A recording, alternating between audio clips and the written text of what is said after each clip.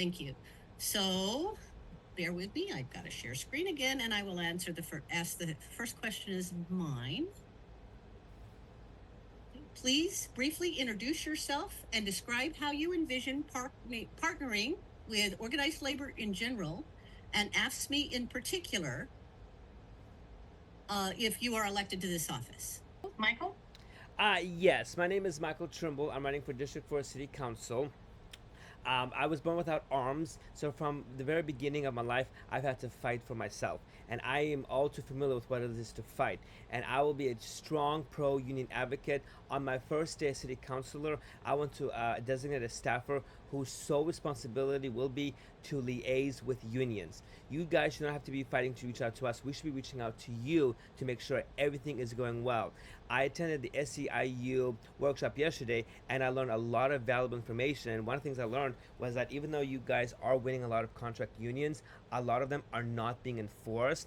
And I want the city to be your hammer and lightning rod to make sure that these are enforced. 2 years ago, I actually was on the picket line when the city was fighting extending union contracts for employees without wage raises. And I will use my position as city councilor to join the protests, to join the strikes, to grab the media attention to make sure that you guys are highlighted and spotlighted. My main thing as a city councilor candidate is I'm for affordable housing. I would like to end unsheltered housing within my very first year. Keith Wilson, who's running for mayor, has actually a very ambitious plan that I support, and there is no reason why we can't do the same. Affordable housing is the solution to houselessness. I also want to use a lot of the buildings downtown Portland as mental health outpatient facilities because a lot of the people in the tents and whatnot are mentally struggling and they need help. And there are resources, but they're not being used. I want to hold the county of Multnomah accountable because the left hand via the city does not know what the right hand via the county is doing. And there's just so much back and forth and nothing is getting done. And I want to be your champion. And I've been talking with a few city candidates who actually would like to create an office of union liaison so you guys have a direct channel of communication with City Hall. And I want to keep bureaucrats responsible. And if need be, we can use the budget to enforce it, even if that means freezing their wages if they are trying to obstruse on what we're doing to make sure you guys are represented. I'm sorry. Thank you. No, that's okay. That's why we do the signal. All right. Thank you. This is your question, Jonah. Thank you, Joanne. Since emergence from the COVID shutdown, our members have experienced an alarming increase in both the frequency and the severity of hostile encounters with the public. In addition to multiple incidents of stalking, harassment, and assaults, the constant exposure to trauma takes a toll on mental and physical health.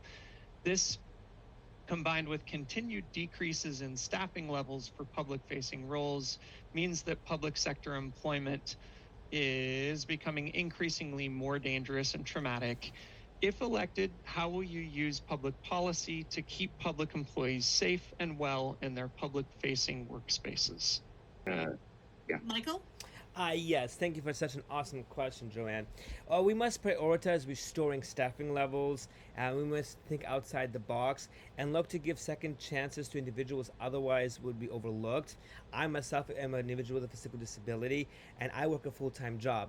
And I was talking to a lot of people who are on limited incomes who would love to be able to work part-time, but there is just no infrastructure in the country that will allow them to work part-time and still keep their limited income like social security disability and whatnot.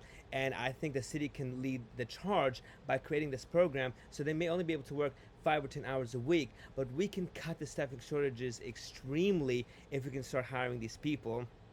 And then we also, like Chad said, we have got to end outsourcing.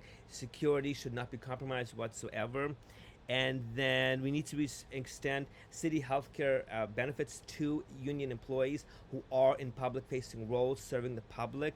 I've talked to a lot of union members who do have good healthcare, but their healthcare doesn't cover fully mental health. And the city can definitely fund that, and the city has some of the best healthcare in Portland and Oregon as a whole. And then we also need to reach out with education and awareness to the public.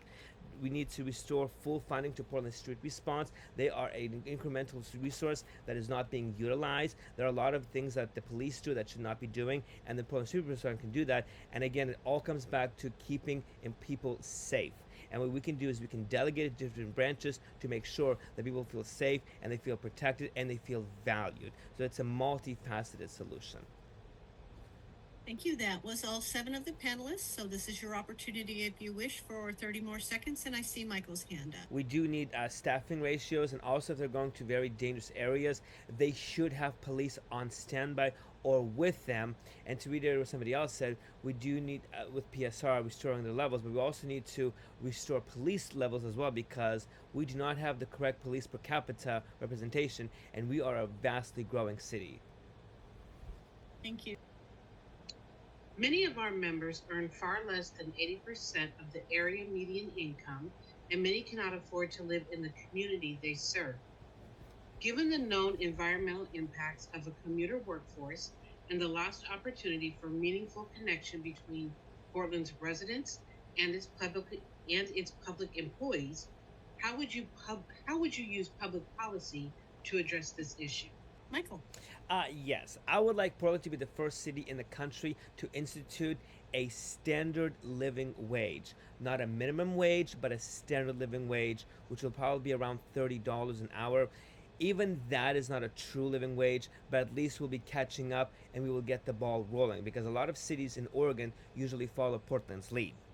I'm also a strong advocate in believing that you should be able to live where you work. I've spoken to so many people who work downtown Portland, but they live in Vancouver, Beaverton, Hillsborough. Some live in Clackamas. A couple people live out as far as Salem. I mean, the commuting is just atrocious. And the way that we do that is with affordable housing. What I would do is, building on what Mitch said, is I would actually do 30% of net income, not gross, because gross favors taxes, and that's largely overshotted. So we need to actually take people's income into account that they take home. We need to reverse years of backwards thinking of pushing out middle income housing for higher end living, which is not good, because that's the approach City Hall has taken for the past 10-15 years, and we need to reverse that to doing more middle income, more multiple units. And I do agree with, we need zoning reform, and we should do that within our first 100 days. We cannot afford to sit on our hands. We must act as soon as we are elected so we can actually get things done. And then another way we can make living downtown Portland and all of Portland free or more affordable is fare free transit. Albuquerque, New Mexico has already led the revolution in offering fare free transit. We can do that with TriMet. What I would like to do is take all of the TriMet lines in downtown Portland, put them underground so there's not the bottleneck at Seal Bridge, and we can have more rides, we can have frequent rides on time, and we can make it secure, because I want a peace officer on every car until we can restore ridership. So all of these elements will go into factoring to making housing more affordable, and living in downtown Portland and working there affordable and enjoyable. Thank you. Tony, that's our time. And I do see a few hands up, folks asking for some more time, and I'm happy to share that. Michael, you're first. Yes, one of the things that the city can do to make housing more affordable, or just living more affordable, is by having its own city-run vet clinic, because owning a pet is becoming very expensive. And I've spoken to a lot of union members from all of the unions in Portland who really rely on their pets, but taking care of them is just cost prohibitive these days. And the city can also do more tax incentives for electric vehicles. A lot of union members do earn enough that they can purchase or put a down payment on vehicles, but again, they're very cost prohibitive. And I also want to be able to increase subsidies for low-income families so they can attend fairs and whatnot that they would normally be shut out of the price. It's your time. Thank you. So, well, again, Joanne, thank you so much. Really appreciate you giving us some of your time today. Thanks so much. Take care, everyone. Bye. Thank you, Joanne. Thank you, everybody.